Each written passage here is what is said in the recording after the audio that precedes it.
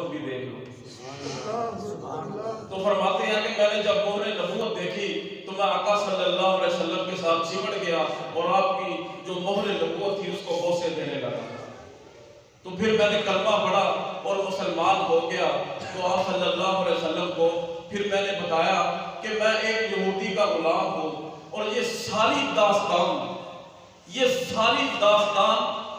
حضرت سلمان فارسی رضی اللہ تعالیٰ عنہ نے اللہ کے نبی صلی اللہ علیہ وسلم کو سنائی۔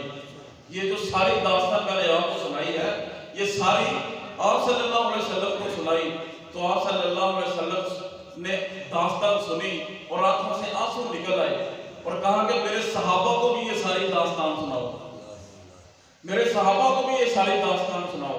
تو حضرت سلمان فارسی رضی اللہ تعالیٰ عنہ نے یہ ساری داستان اپنی زبان سے سنائی کہ میں کہاں ایران سے نکلا اور ایک جگیردار کا بیٹا تھا، اور پھر ایک پادری، دوسرا پادری، تیسرا پادری، چوتھا پادری، شہر پہ شہر بدلے اور تکلیفیں برداشت کی اور بھوک برداشت کی، ان کی خدمت کی، اور کہاں سے یہ اللہ تعالیٰ کی ذات ان کو کھینچ کے لا رہی تھی، کیونکہ وہ راہ حق کی تلاش میں نکلے تھے۔ تو پھر اللہ کے نبی صلی اللہ علیہ وسلم سے فرمایا کہ میں ایک یہودی کا غلام ہوں، میں چاہتا ہوں کہ میں اس کی غلامی سے آزاد ہو جاؤں اور آپ صلی اللہ علیہ وسلم کی غلامی اختیار کر لوں۔ تو آپ صلی اللہ علیہ وسلم نے فرمایا کہ جاؤ اس یہودی سے مکاتبت طے کرو۔ مکاتبت سے مراد کہ اس سے جا کے پوچھو تو کس عوض میں مجھے آزاد کرے گا، کتنی رقم لے گا یا کس بدلے میں آزاد کرے گا۔ تو حضرت سلمان فارسی رضی اللہ تعالیٰ عنہ اس یہودی کے پاس گئے اور جا کے اسے کہا کہ میں تیری غلامی سے نجات چاہتا ہوں، آزاد ہونا چاہتا ہوں، تو اس کے بدلے میں تم مجھ سے کیا لے گا۔ اب یہودی نے آگے دیکھو شرط کیسی رکھی۔ یہودی نے کہا کہ مجھے 300 درخت چاہیے کھجوروں کے، 300 درخت کو لگائے گا کھجوروں کے، وہ درخت بڑے ہوں گے، ان کے اوپر کھجوروں کے پھل لگیں گے، تو اس کے بعد میں تجھے آزاد کروں گا۔ اتنی بڑی شرط رکھ لی۔ اور دوسری شرط یہ رکھ لی کہ مجھے 40 اکیوانی جو ہے سونا وہ مجھے چاہیے، پھر میں تجھے آزاد کروں گا۔ حضرت سلمان فارسی رضی اللہ تعالیٰ عنہ آپ صلی اللہ علیہ وسلم کے پاس تشریف لائے اور آ کر فرمانے لگے اللہ کے نبی صلی اللہ علیہ وسلم، یہودی نے تو شرط بہت بڑی رکھ دی ہے۔ تو آپ صلی اللہ علیہ وسلم نے فرمایا کہ کون سی شرطیں رکھی ہیں اس نے؟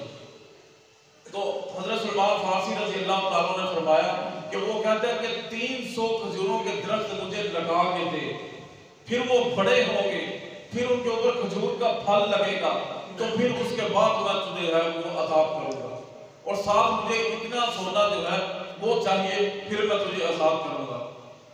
تو اللہ کے نبی صلی اللہ علیہ وسلم نے فرمایا کہ سودا منظور ہے، سودا منظور ہے، جو یہودی کو جا کے کہہ دو ہم 300 درخت بھی اسے لگا کے دیں گے، اور جو اس نے 40 اکلومی جو ہے جو سونا مانگا ہے وہ بھی ہم اسے دیں گے۔ تو حضرت سلمان فارسی رضی اللہ تعالیٰ عنہ نے اس یہودی سے کہہ دیا کہ ہمیں سودا منظور ہے۔ تو اللہ کے نبی صلی اللہ علیہ وسلم نے صحابہ اکرام سے کہا کہ 300 کھجوروں کے درخت جو ہے ان کا انتظام کرو، اور حضرت سلمان کو بھیجا کہ جاؤ تم جا کے جگہ کا انتخاب کرو، یہودی سے پوچھو کہ کس جگہ پہ درخت لگانے ہیں۔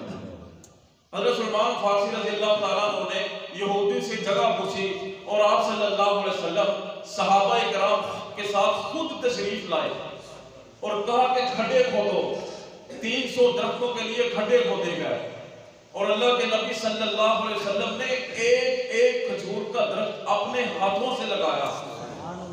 ایک کھجور کا جو درخت تھا اپنے نبوت کے ہاتھوں سے لگایا، اور 1 سال سے بھی پہلے کھجور کا درخت بڑا ہونے میں، پھل دینے میں کئی سال لگتے ہیں۔ یہودی نے شرط اس لیے رکھی کہ یہ نہ درخت لگیں گے، نہ پھل لائیں گے، نہ بڑے ہوں گے، گل سڑ جائیں گے، نہ ہی میں اس کو آزاد کروں گا۔ لیکن وہاں تو دونوں جہانوں کے سردار تھے کہ جن کے ہاتھ اٹھتے ہیں تو اللہ کی ذات جو ہے وہ ساری کائنات کا نظام ہی بدل دیتے ہیں۔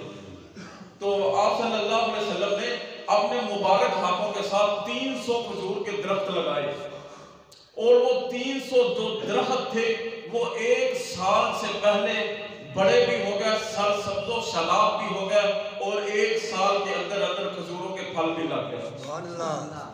اور پھر آپ صلی اللہ علیہ وسلم کے پاس جو ہے وہ تھوڑا سا سونا آیا، تو جو سونے کی شرط اس نے رکھی تھی، تو آپ صلی اللہ علیہ وسلم نے فرماتے ہیں کہ انڈے کے برابر سونا تھا۔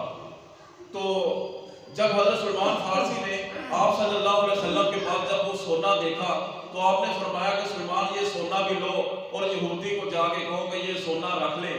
تو اس نے حضرت سلمان فارسی رضی اللہ تعالیٰ عنہ کہنے لگے کہ جو اس کی شرط کے مطابق جو سونا ہے یہ تو بہت کم ہے۔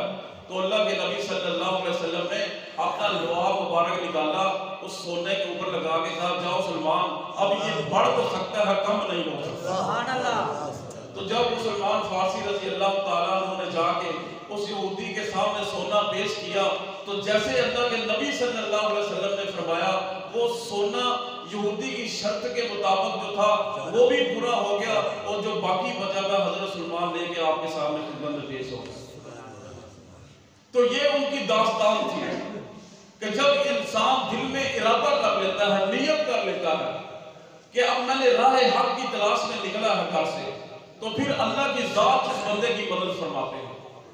اور کہاں ایران سے نکلے اور کہاں تکلیفیں، اور عمر کتنی پائی؟ ایک روایت کے مطابق 250 سال عمر تھی ان کی، اور ایک روایت کے مطابق 350 سال عمر تھی ان کی۔ فرماتے ہیں کہ حضرت سلمان فارسی رضی اللہ تعالیٰ کو آپ صلی اللہ علیہ وسلم کے غلام بن گئے۔ تو جو غزوہ خندق ہوئی، تو خندق کھودنے کا جو مشورہ تھا وہ حضرت سلمان فارسی رضی اللہ تعالیٰ عنہ نے دیا، اور پھر یہ اتنی قربانی کے بعد، اتنی